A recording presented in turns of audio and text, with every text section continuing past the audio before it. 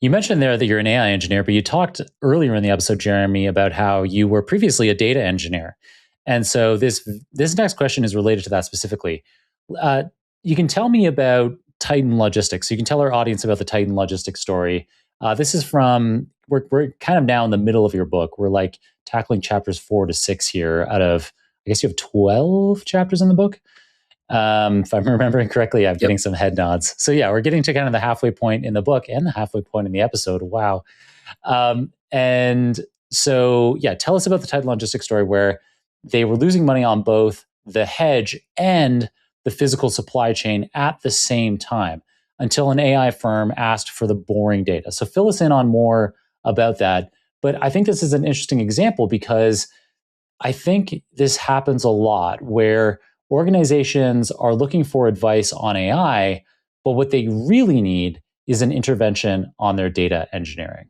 Yeah, I think this is such a great example that we have in the book. And it's so powerful because I feel like a lot of people in data science have maybe already felt this story in their personal lives, but maybe people getting into AI engineering or discovering it for the first time.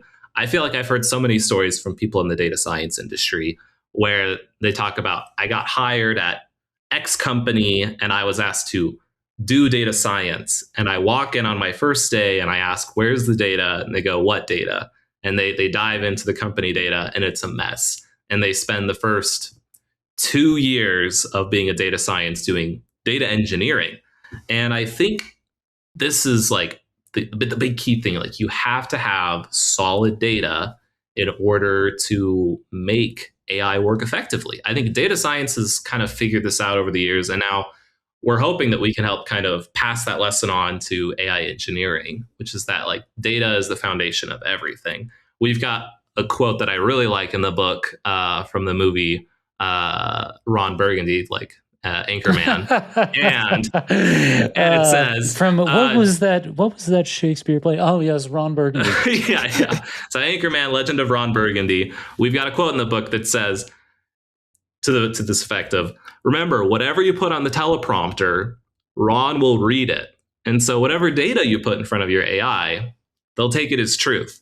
And so data engineering is critical with AI because the data you put in front of your AI is what they will take as the truth. And so really a lot of AI engineering starts to fall back to data engineering. The difference between before and now, though, is previously we were dealing with structured data. You know, in the case of Titan Logistics and our data science friends, it was a question of where are the numbers, where's the data?